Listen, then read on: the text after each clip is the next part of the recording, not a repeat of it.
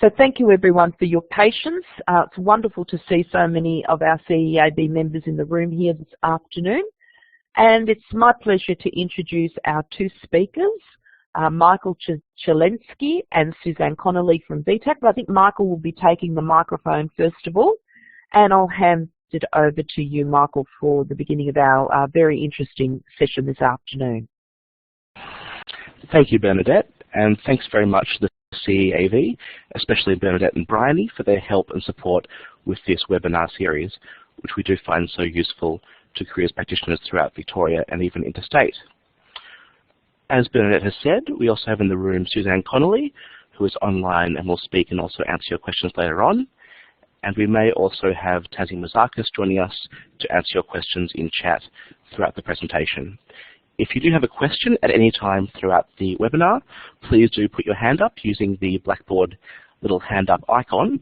We'll also take some breaks every now and then to field your questions from the floor. So I'll just give you a quick little outline of what we're going to cover in this webinar. We'll go through what CEES is and the important dates, particularly the deadlines, and the application process.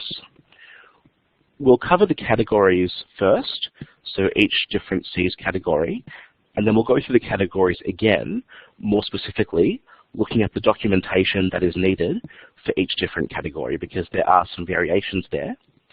After that, we will go through and talk about the best way to write impact and support statements for each category, and how to go about writing statements that do have effect and do have impact. And we'll finish off with some statistics from the previous selection cycle.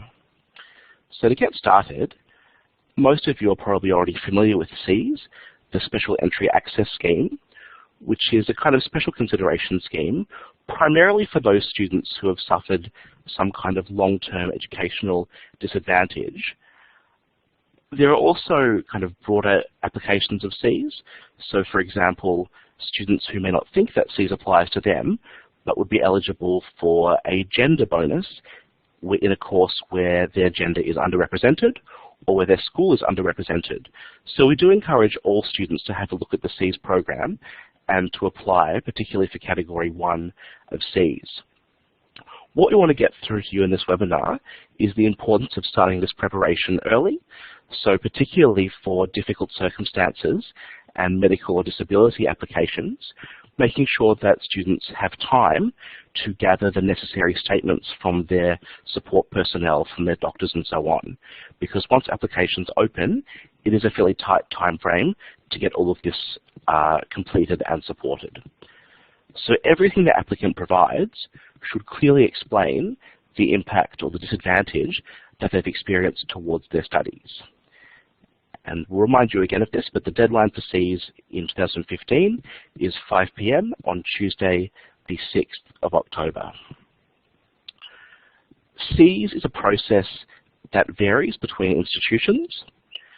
So not every university or TAFE will look at a CEES application in the same way, but what it does overall is allow those selection officers for each course to grant special consideration for applicants who are trying to gain entry to the course. With that said, they do still have to meet the basic course requirements, such as prerequisites or any other additional requirements or enrollment considerations that exist for each course.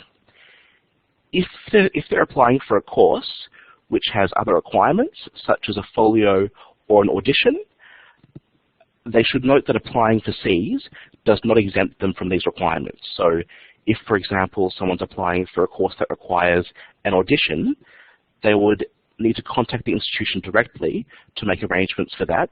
If they couldn't make the audition because they were hospitalized, they couldn't just apply for CEES and assume that everything would be okay. So CEES is in addition to the requirements that exist already, and if further special consideration is needed for any kind of audition or portfolio requirements, applicants will need to deal with that with the institution concerned directly. So before we move on to applying for CEES and how the process works, are there any questions about the program overall, what it does, and kind of how it works in the broader sense? I'll just give you guys a few seconds to respond. You can either type as a chat question in the chat box or put your hand up to speak by pressing the little hand icon in the top left of your Blackboard Collaborate. So I'll just wait for a moment to see if there are any questions at this very early stage.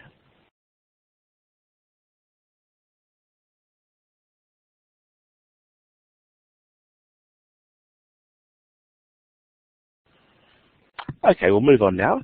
Do feel free to put your hand up at any time if you have a question throughout the webinar. So all applications for Cs are done through the Vtac website, through the applicant's user account. So once that becomes available on Monday, August the 3rd, your students will register, and once registered they can create a course application, and after they've done that, the Cs process becomes available to them. So they can do this at any point after submitting a course application, and we do recommend starting the process earlier rather than later. They can keep updating it until the closing date and time, so there's no reason for them not to apply as soon as possible and continue to provide information as it becomes available throughout that process. So if you receive any queries from students who can't find the Cs process or can't see how to start an application, make sure that they have firstly registered with Vtac and secondly created a course application, because that won't be available to them until they've already submitted that. Scholarships, you might have noted from the diagram, can actually be applied for without doing a course application. So if your students are telling you that they can see scholarships but not Cs, it's probably because they haven't actually lodged a course application yet, and that will be how they can do that. When applying for Cs, all of the categories will be on a single page, and they'll be able to go through and answer the questions to determine their eligibility and how to apply. It's important to note that students can apply for as many categories as are relevant to their circumstances. We've had some reports that some schools were providing information saying that students could only choose one category and that was the maximum. That's not correct. Students can apply for as many categories as are relevant to them, and that's the little blue box that we've highlighted there at the top of the page. You must apply for at least one category, not at most. So please make sure your students are aware they could, for example, apply for category 1, 2, 3, and 4, and 5 all at once if they were relevant to that situation. Because of this confusion that's happened in a couple of schools, we just want to have a little bit of a discussion about the best way of getting that information out there. So I'm going to hand over to Suzanne now to moderate this discussion about the best way that we can provide this information and make sure it gets through accurately to students.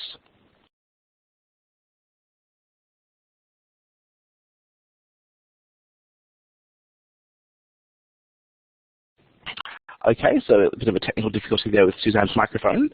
We'll just keep going with the discussion now. So what we're looking at is how we can best convey this Cs information to students, and we're really interested to hear from you the kinds of methods that you use in counselling your own students, both individually and in terms of disseminating information to the entire cohort. And we're also interested in what else Vtac can do to support this provision of accurate information regarding Cs. So please feel free to make comments either by putting your hand up to the microphone or through the chat box in the Blackboard window.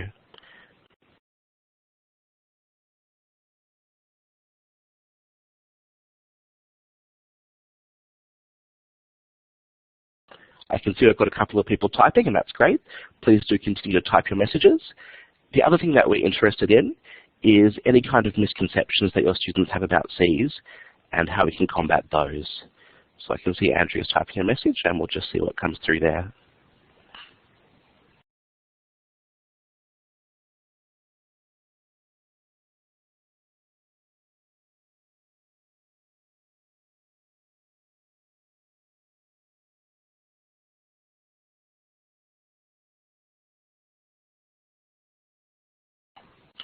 So we have a couple of comments already.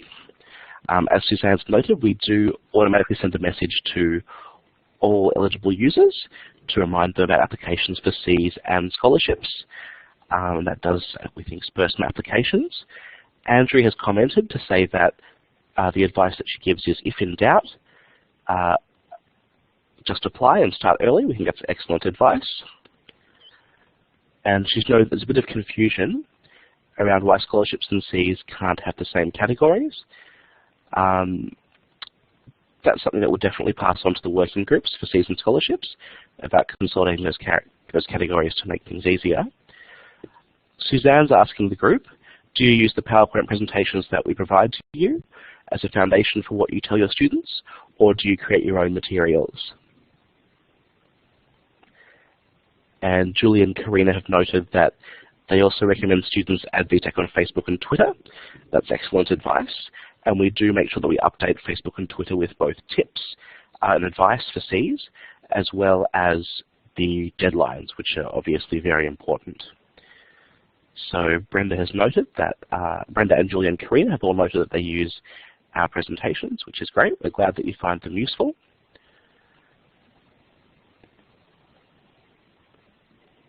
And Andy has commented saying that the blog is fabulous for tips, which is very good to hear. Just a reminder for everyone that we do publish 2 blogs, the kind of applicant blog, which has tips that are focused on the students, and also a blog for careers professionals like yourselves, which you can find both of these linked from the Vtac website. And Deb has also chimed in to say that their blogs are terrific. Thank you very much. Do feel free to grab the microphone and talk if you've got anything else to say. I feel like I'm hearing my own voice a lot. So I'll give you a couple more seconds just to see if anyone else wants to add any more comments.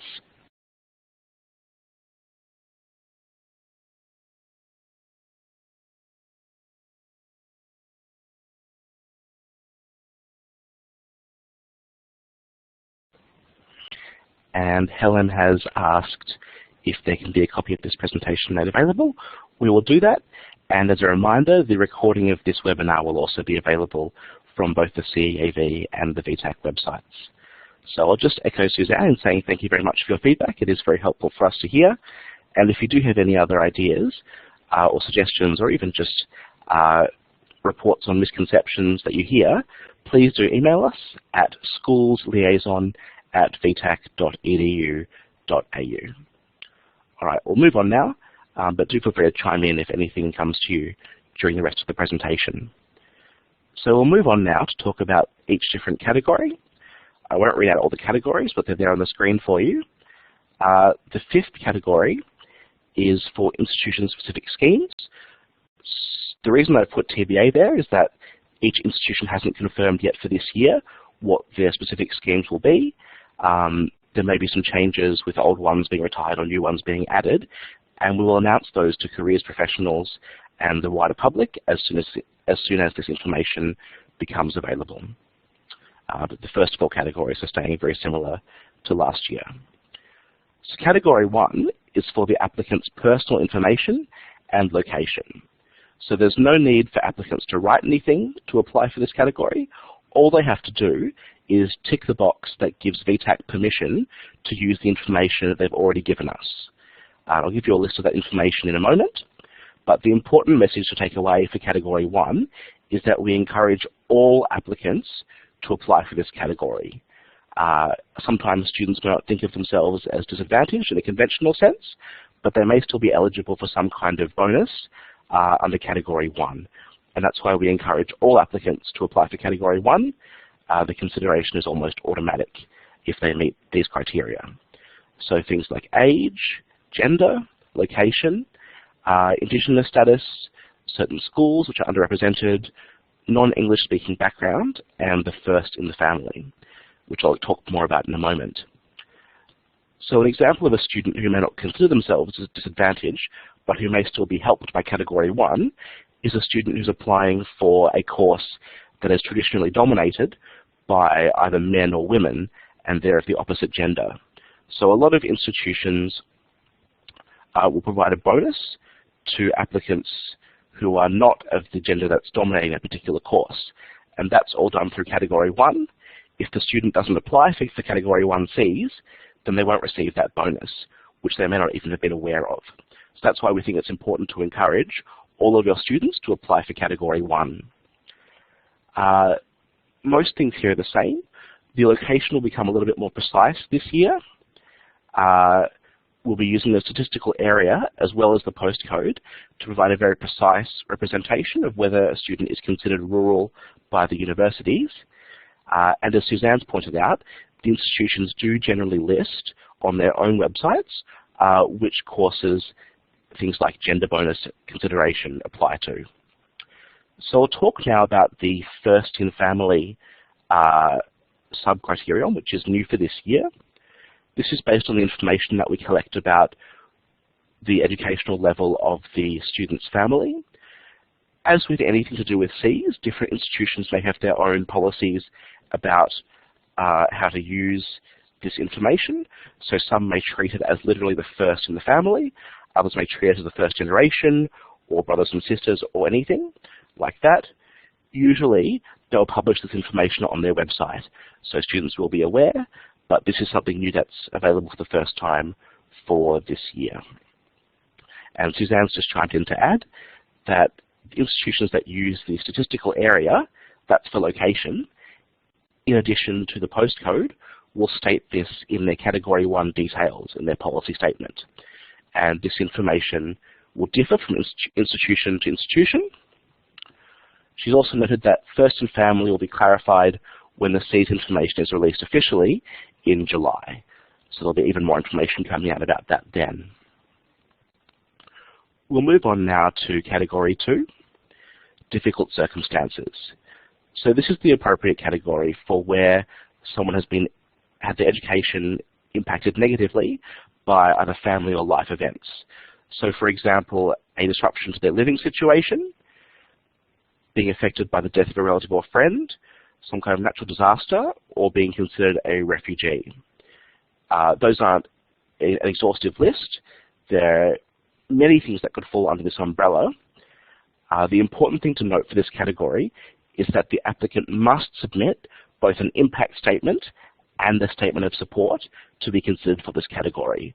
And we'll talk more a bit later on in the webinar about what those are and how to make sure that they actually have impact. The third category for Cs is about disadvantaged financial background. So where poverty or excessive financial obligations or other economic hardship are disadvantaging someone educationally, there is consideration for that made under the Cs program. Importantly, this is not limited to applicants who receive Centrelink benefits, as some students often think, but if they are not in receipt of Centrelink benefits, they must submit an impact statement and a statement of support explaining their circumstances and how they've impacted the education. And we'll talk more in the documentation section about the Centrelink information and also what to do if they don't have a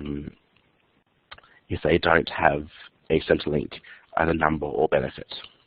So going back to Category 2 very briefly, Julie and Karina have asked, how can students apply for Category 2? For example, the death of a family member if it happens following the closing date. So there are a couple of things they can do. The first one is to go through the VCAA's special consideration process. So this is things like getting a derived examination score if they can't make it to an exam because of the death or things like that. And that's all handled by the VCAA and will be reflected in the study score that we receive from the VCAA. The other thing that they can do is add the information to their Vtac application as a personal statement. We can't guarantee that institutions will look at or even consider this information, but there is a way for them to upload documentation after the date just to have it in the application. But again, there are no guarantees with that, so it's really important that they do things by the deadline if that is possible. Okay, moving on now to Category 4, disability or medical condition. This one's quite self-explanatory. If there has been educational disadvantage as a result of a disability or a medical condition experienced by the applicant. So again, for this category, we need both an impact statement and a statement of support. In this case, the statement of support should come from the treating healthcare professional and be very specific about the condition, its duration, and its impact.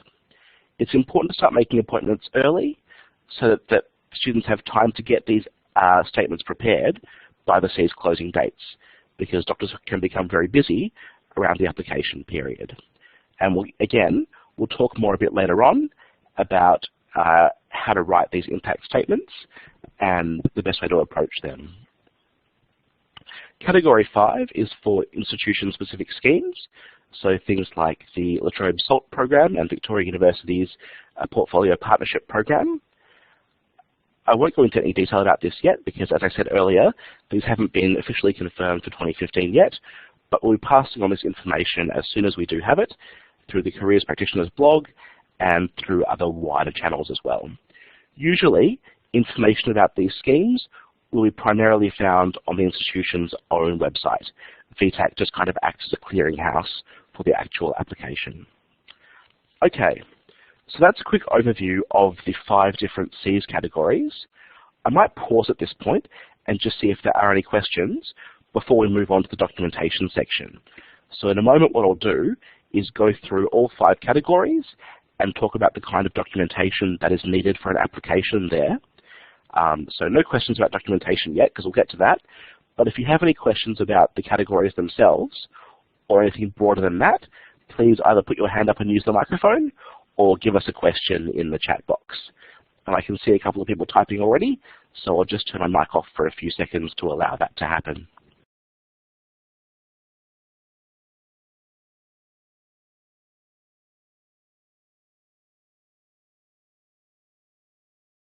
So Andy has asked about the response to the question about the death of a family member after the C's closing date.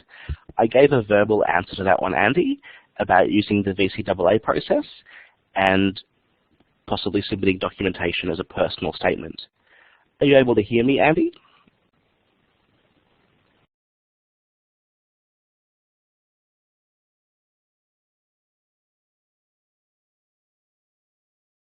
Perfect. Thanks, Suzanne and Andy. Are there any more questions at this stage? Here we go. So Helen has asked, how early prior to August will a medical practitioner's statement still be recognised as valid by Vtac? I'll get Suzanne to confirm this, but I believe that this is up to the institution, and most will accept a statement from any time during the year as being evidence of that kind of disadvantage. Is that right, Suzanne?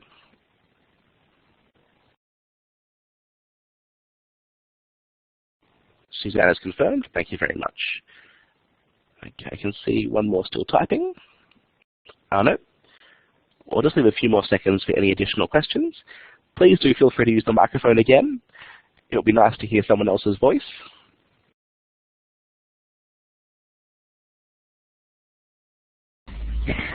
While Michael is taking a bit of a break for a couple of seconds, I'll just introduce myself and put another voice into the room and say, as Michael said, please feel free to use the microphone. Just click on the talk button up on the top left-hand side of the screen, and you'll have a little hand that will raise up to say, I need to talk, and we'll answer your questions that way. But please feel free to continue writing your questions in the chat box as well. Thanks very much, Bryony. Good to hear from you. All right, we'll move on now to documentation. Again, do feel free to put your hand up for questions or keep asking questions as I'm speaking. So, we'll go through all 5 categories now in terms of the documentation that's needed for each category. As I said when describing category 1, there's no additional documentation needed for this category. All the applicant is doing is ticking a box saying that Vtac has permission to use and pass on their personal information to institutions for the purpose of Cs. There's no downside to this. It's very easy, and that's why we encourage all applicants to do this, whether it's their only Cs application or whether they're doing it in addition to any other category. So please do encourage your students to apply for category 1 Cs. All right, we'll now cover category 2 and category 4 together. So this is difficult circumstances and disability or medical condition. So there are 2 statements that are needed for these categories. And just to clarify, if you're applying for both categories at once, you need to supply both statements for both categories. So that will be 4 statements in total. So the 2 types of statement are firstly an impact statement. This is written by the applicant and details the actual impact of the condition or circumstance on their education. We'll go into this in more detail in a moment. And the statement of support is the other kind, which is written by someone who is a relevant, responsible person. This person can't be related to the applicant or in a close personal relationship with them. They must be an adult, so over the age of 18 years, and ideally, they should be the most relevant person to provide information. So if they're hearing about the condition or the circumstance for the first time when they're being asked to write the statement, they're probably not the best person to actually be writing that. And we'll talk a bit more again later on about how to write these statements and what to include. The very important thing to note is that for these categories, a statement of support is mandatory. So if the student submits only an impact statement, that will not be considered unless there is an accompanying statement of support written by a relevant responsible person. So that's a vital, compulsory requirement of applications for this category. To category 3 now, disadvantaged financial background. This one's a little bit more complicated, so I'll work through it step by step. There are two broad options here. Firstly, if the applicant or their family receives Centrelink benefits, and if they don't. So this slide is only applicable to those applicants who personally or their family receives Centrelink benefits. I'll deal with the other situation on the next slide. So, if the applicant personally receives Centrelink benefits, for example, youth allowance, Oz Study, AB Study, or anything like that, then what they can do is provide their CRN, which is their Centrelink customer reference number. Vtac will then send that information to Centrelink and receive back information about the benefits being received. So there's no need for the applicant then to provide hard copies or documentation. We can do all of that automatically if they provide their CRN. It's very important, however, that applicants only provide their own customer reference number. Often people think that they can just provide a parent's or a friend's number. In that case, the name won't match, and Centrelink won't release the data back to us for privacy reasons. So even if a parent is receiving some kind of benefit for their child, and the child provides us that CRN, we still can't access that data because the names will not match.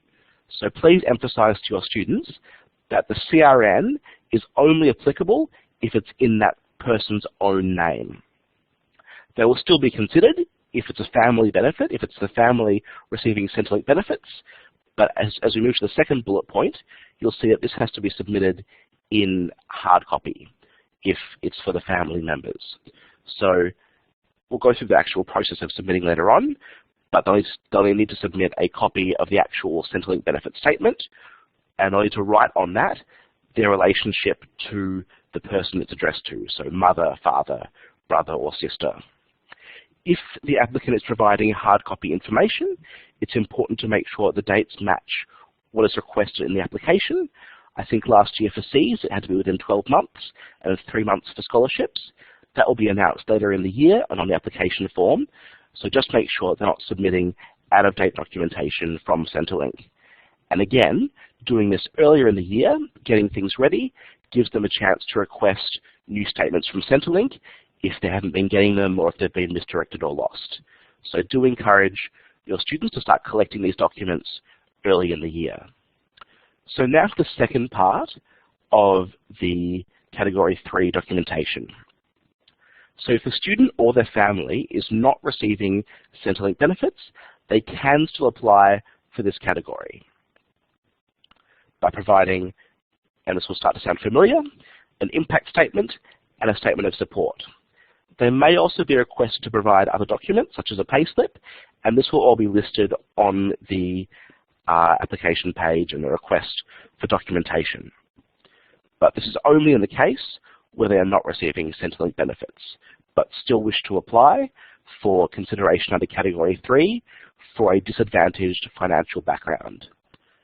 I might just see if there are any questions now at this point, because I know Category 3 is quite complex for documentation. So feel free to put your hand up and use the microphone, or type us a question if you've got anything that you'd like to clarify at this point.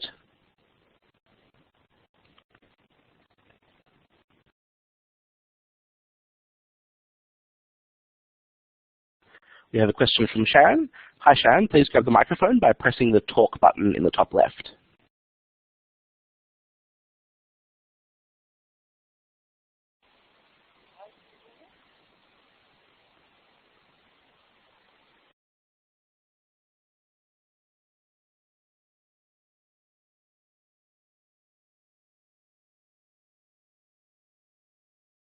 Okay, Sharon's just typing her question now.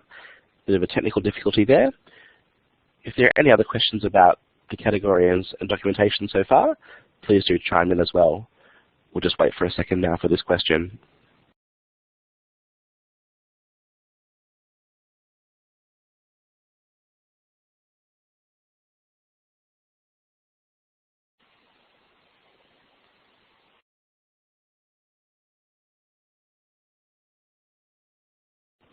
Okay, so Sharon has asked, if, for example, we have a farmer, would you suggest a letter from an accountant, or do you have any ideas? That's a good question. I might have to get back to you on this one, Sharon. My understanding is that there are some published requirements, so things like payslips or other evidence of financial position in that situation. And I think it might vary between institutions, but I can see Suzanne's typing a reply, so I'll let her give you the definitive answer there.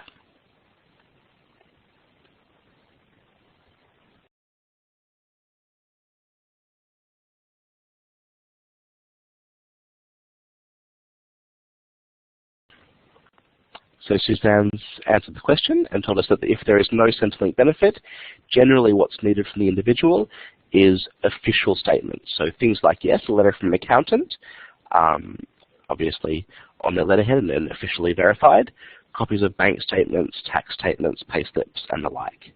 So that's the kind of other supporting documentation that could be provided in lieu of payslips or in lieu of Centrelink documentation or Centrelink benefits being received. Okay, we'll move on now to documentation for Category 5, which are the institution-specific schemes. These have different requirements as determined by the institution for that particular program, and again, these will all be published in detail on the institution's own website. So all that information will become available later in the year once it's been made official. So I just want to emphasize from the documentation section that whenever an impact statement is required, so whenever an applicant has to explain in their own words why they've been disadvantaged, we also need to receive a statement of support from a relevant responsible person. Without that statement of support, the impact statement just can't be considered because there is nothing to substantiate that. So please do tell your students that the statements must come as a pair. They can't just submit the impact statement. No matter how sincere and heartfelt it is, it won't be considered unless there is a statement of support present to substantiate that. Okay, so let's go into a little bit more detail now about the impact and the support statements. So the impact statement is the one written by the applicant, and that should include things about how they've been adversely affected by whatever circumstances or condition they're describing.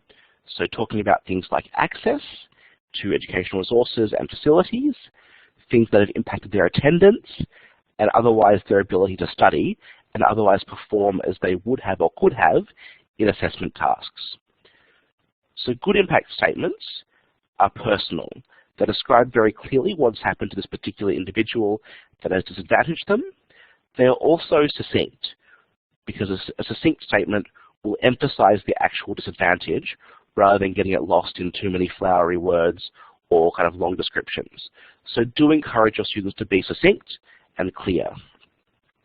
They also need to make sure they cover the context, date, and the impact of the disadvantage to the applicant's studies. So get that information in there, but make it personal and succinct. Don't aim for any kind of like robotic form letter, that's too formal. Just have the student explain in their own words how they have actually been affected, and get them where possible to quantify that effect. So things like dates and timelines as well can be very useful here. All of the impact statements are completed online by the applicant through their user account after they've applied for Cs. So once they've submitted the actual application, then all of the statement stuff becomes available, both impact and support. So to the other kind of statement, the statement of support. These are the statements that must come from a relevant, responsible person wherever an impact statement has been provided.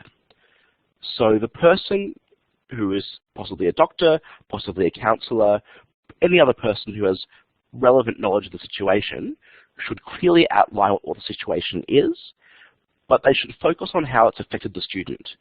So rather than just talking about what the condition is or describing the circumstances, they should be clear on the actual impact on the student as well.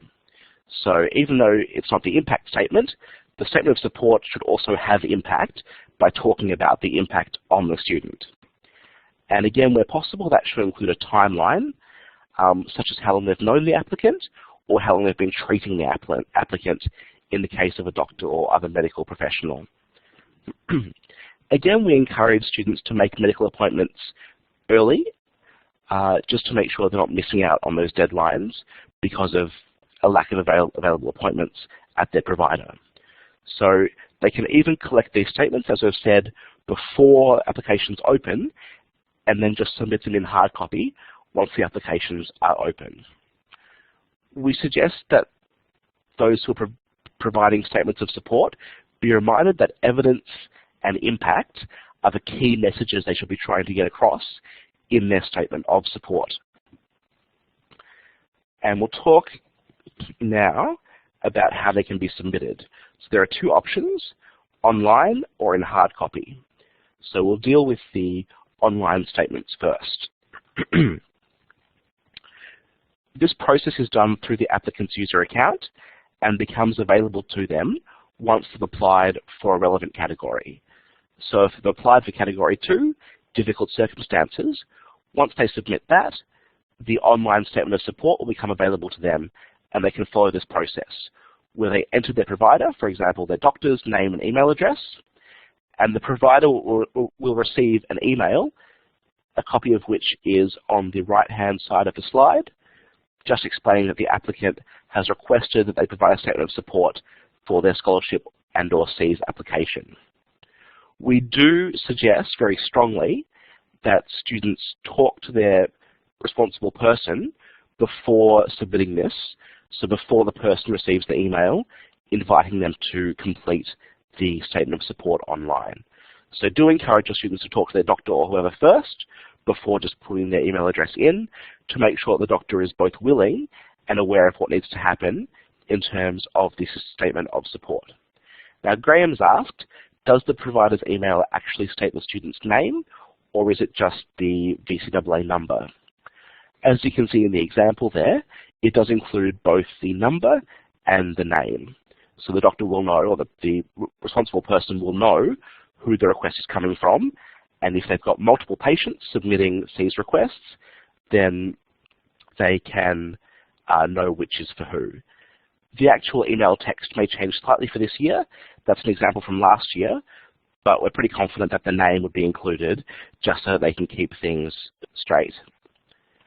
So they'll receive that email with the link, login name, and password. And how much do they charge?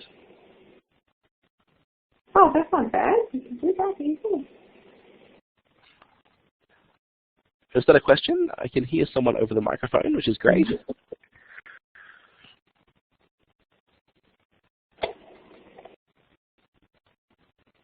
Okay. We've got a question from Helen that I'll get to in a moment after we go through this slide. So with the online process, they've logged into the user account and they've entered the provider's username and the provider's name and email address, and the provider receives that email. Once the provider logs into that link, they can submit the statement online with no need for a hard copy submission at all. And the applicant can log into their user account and verify that that's been used, and that gives them some peace of mind that the statement has been submitted, and they can stop chasing that up. If the provider loses the username and password or doesn't want to receive emails, those one-time login details are also available to the applicant in a user account, so they can print them off and bring them in for the doctor to complete as well if the email is lost or if the provider doesn't want to use email. Although this webinar is mostly about Cs, it is worth noting that the online statements of support can be used for both Cs and scholarships if the applicant selects that option. So when they're sending the one-time password to the provider, there'll be an option for either Cs or scholarships or combined statement. So that choice is made by the applicant, not by the provider. And we have a question from Scott, so I'll let him take the microphone now. Yeah, hi Michael. Just wondering, with this one-time application that students can put through to the doctor or whoever, if they want, the doctor, the teacher wants to attach any paperwork or evidence to support their statement of support, is there a way that they can attach a link or attach a file or upload a file when submitted? Good question. They can't actually upload any files, it's just for text entry, but they can do both hard copy and online. So they can do an online statement of support, which is the actual written explanation of the impact on the student, and if needed, they can also send in hard copy documents as well, and both will be attached to the application. But in most cases, the statement of support itself is just what's needed. Okay, and Helen's asked a question about getting the forms prior to the date, and Susanna's answered to say that they can't be accessed prior to applications opening, but students can go to doctors or other medical professionals and get the information in hard copy and submit it with the relevant cover sheet once that becomes available. And Andrew has asked, how does the applicant indicate that they wish to use the one statement for Cs and scholarships? Is it when they upload documentation? So, that's a good question, Andrea. The answer is different for online and hard copy. For online, the applicant indicates that when they send the login details. So at that very first step that I just pointed to there on the slide, when they enter the provider's name and email address, they'll be asked if they want the provider to submit a statement for Cs, scholarships, or a combined statement. If it's for hard copy, which I'll go to now, they will need to submit 2 copies of that statement, because for privacy reasons they can't be used for both, and there's no combined cover sheet. So I'll move to this slide now, which is about hard copy statements of support and other documentation. It's essential that any hard copy support statements come with that personalized cover sheet that's downloaded from the Vtac user account, and it's sent with that to Vtac by post. Without that cover sheet and its personalized barcode, the information may not find itself attached to the right application, and that will disadvantage the student. So do make sure that any documentation does have that personalized cover sheet attached, and that it's the correct cover sheet, because there are different cover sheets for Cs, for scholarships, for personal statements, for other results and things like that. So do make sure they double check which cover sheet they're using. And as I've noted here on the slide, in hard copy, there's no combined cover sheet, so we can't use C statements for scholarships or vice versa because of privacy regulations. The only exception is that online statement where the applicant has specifically said in advance, this is a combined statement. For hard copy, it must be 2 copies.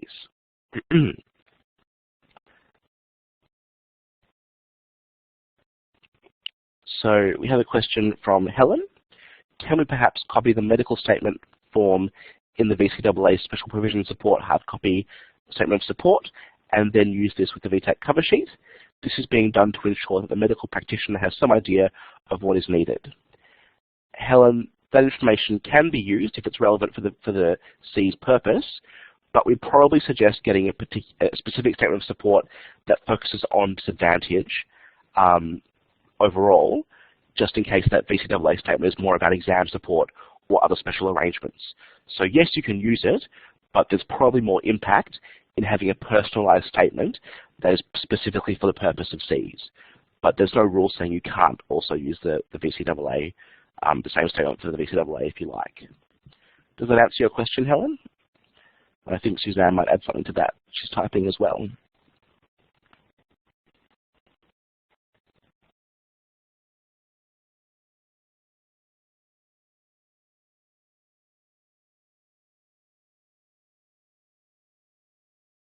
And as Suzanne has said, we do recommend getting a specific statement of support just to make sure that it covers the right key points relating to impact and how the student has actually been affected. And Helen has asked, can we create our own sheet with your guidelines on it? And yes, you can absolutely use the information we provided to support your students. We actually encourage that very much. I can see that we've got one more question coming in, so I'll just wait for a few seconds until we get that coming through.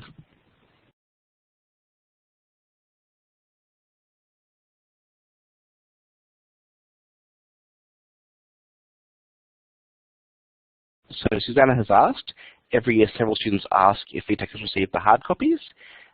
If in doubt, should they send a registered post? I'll need to confirm this, Susanna, but I believe that they can see in their online user account if the documents have been received and scanned, but I can't say for sure right now. I'll have to get back to you on that one, or Suzanne might be able to help you with the answer to that one. We'll move on now, just to make sure we get through everything. For both statements, but especially the statement of support, evidence and impact is the really important thing.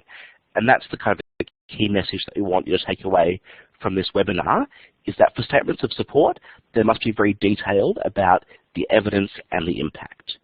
So again, it must be someone who's very familiar with the issues and the student involved, and ideally has also been exposed to the educational impact, not just the condition itself.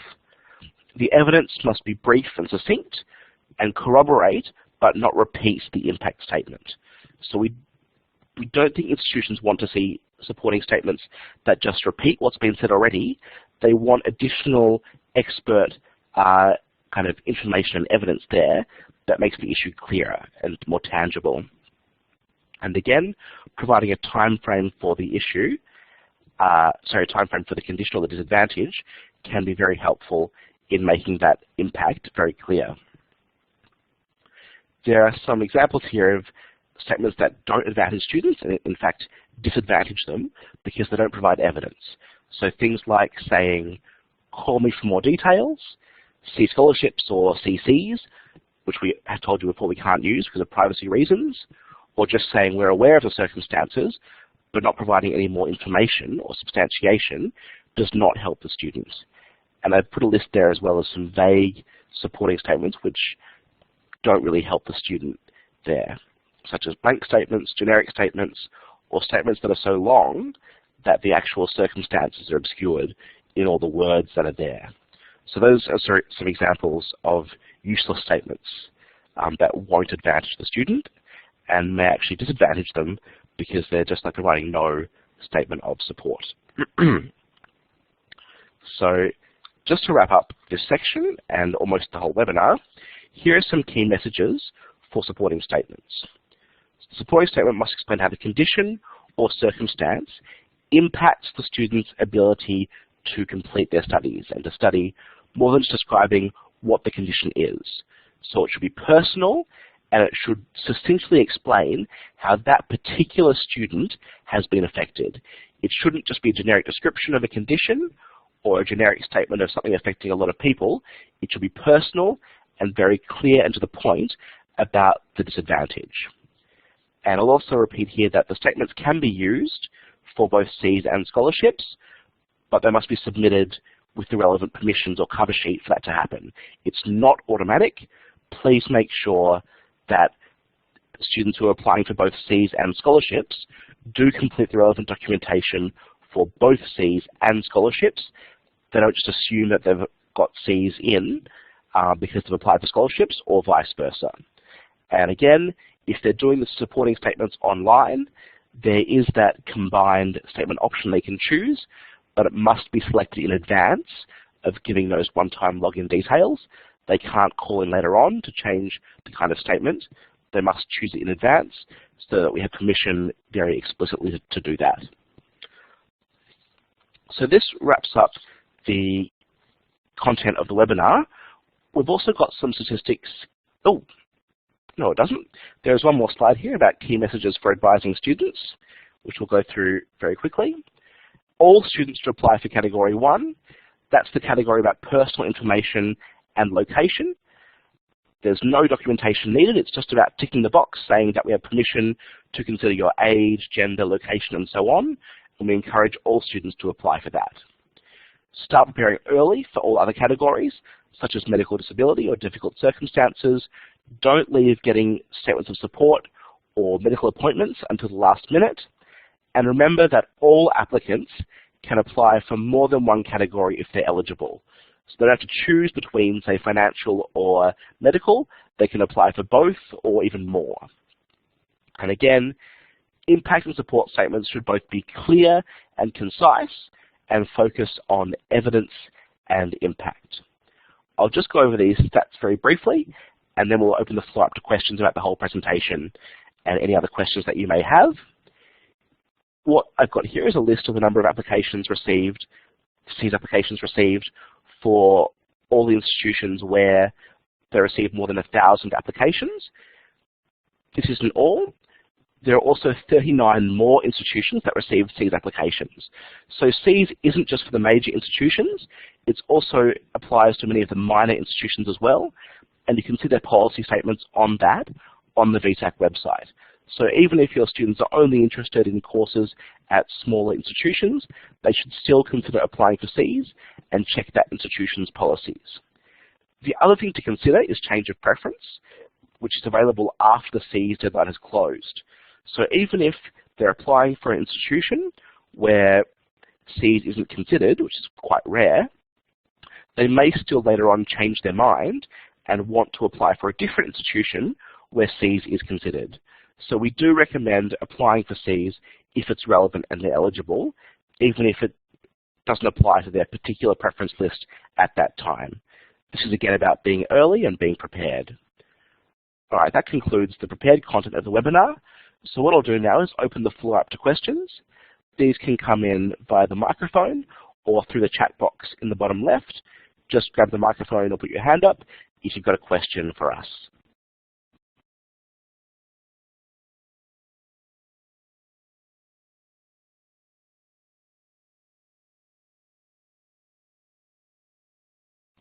And I can see a couple of questions being typed, which is great. I might just also read out what Tassie has contributed, which is that they can see in the user account the last date that SEAS documentation was submitted, but they can't see what documentation that actually was. So there will be a confirmation that it's been received with a date there, but it won't be visible to them. So Helen has asked, why would all students be encouraged to apply for Category 1? So Category 1 is about personal information and location. And the reason we encourage all students to apply for that is that it may not be obvious to them that they're eligible for some kind of bonus under Category 1. So for example, in a field such as PR, which is traditionally very dominated by female students, some institutions may provide a bonus to male students applying for that course because they're underrepresented. But someone just kind of thinking about that may not assume that they're eligible under SEAS for that kind of bonus. So that's why we encourage all applicants to do it, and also because it's very easy. There's no documentation, it's just ticking a box. It's very easy and there's no downside to it, which is why we encourage everyone to do it. So it's not compulsory, but we do recommend that you encourage your students to do it.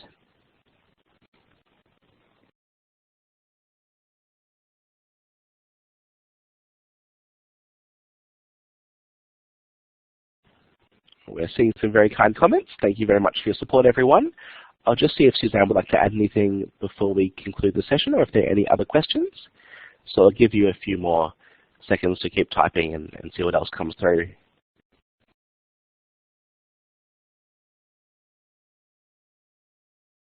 And please do feel free to use this time to ask questions about any of the presentation, not just the last part, or any SEAS questions that you have that we haven't talked about. That's also very helpful for us to know what you'd like to hear about. So do feel free to ask questions now, please.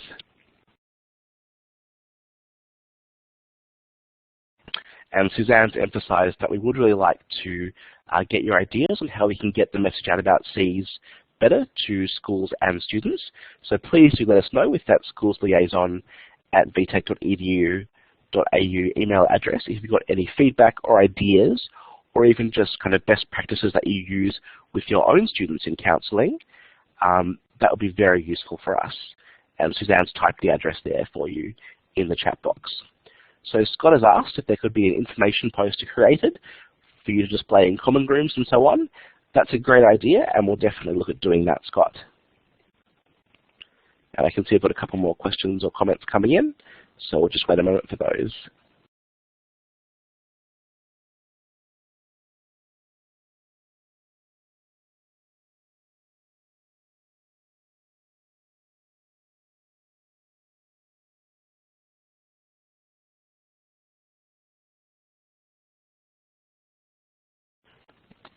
Okay, so we have a couple of questions here. So Jenny has commented that the deadline can be a bit difficult because it's just after holidays, and students sometimes leave things a bit late. That's true, so we do encourage you to get them to prepare earlier on, and I'll pass on that feedback about the date. It's been confirmed for this year already by the management committee, but we will pass that comment along for consideration for future years. Rachel has asked, what category would be used for a family income that has been altered because of a gambling addiction?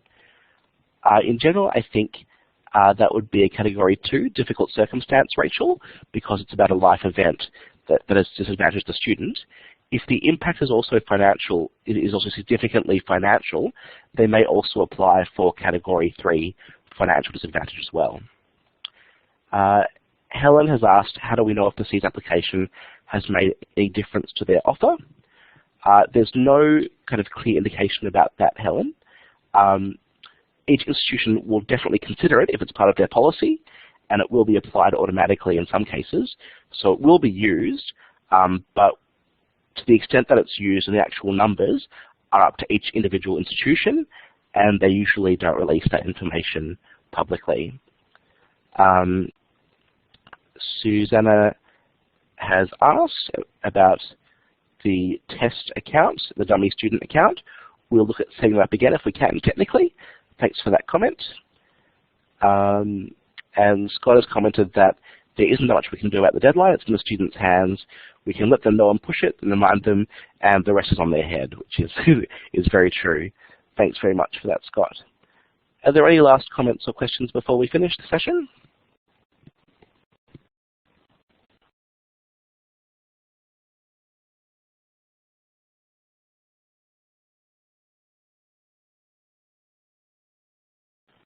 So we might wrap things up now. We'll leave the room open for a little while, but we'll end the official session now. Thank you again to the CEAV for hosting this session for us, and for all of you for attending. It's great to see your interest and to make sure to kind of know that this information is getting through to students thanks to dedicated careers professionals like yourselves. So we appreciate your attendance and especially your comments, and we're always happy to hear from you with feedback and suggestions via that schools liaison email address, and we do encourage you to get in touch with any comments or suggestions you have about that. Thank you also to Suzanne and Tassie from Vtac for being here in the session for you. And if you've got any last questions, feel free to send them now in the chat box, and we'll do what we can to get back to you. Thank you very much. Thank you very much, Michael and Suzanne and Tassie from Vtac. We'd like to all give you a bit of a virtual round of applause for that fantastic session. I'm sure everyone got a lot out of that. Now I want to remind you about our next Vtac webinar, which will be on the 20th of May. So make sure you book in for that, and that will be covering Year 10 subject selection and course link. So once again, thank you all very much for attending, and I'll leave the room open for around 5 to 10 minutes if you have any further questions. Otherwise, have a good night.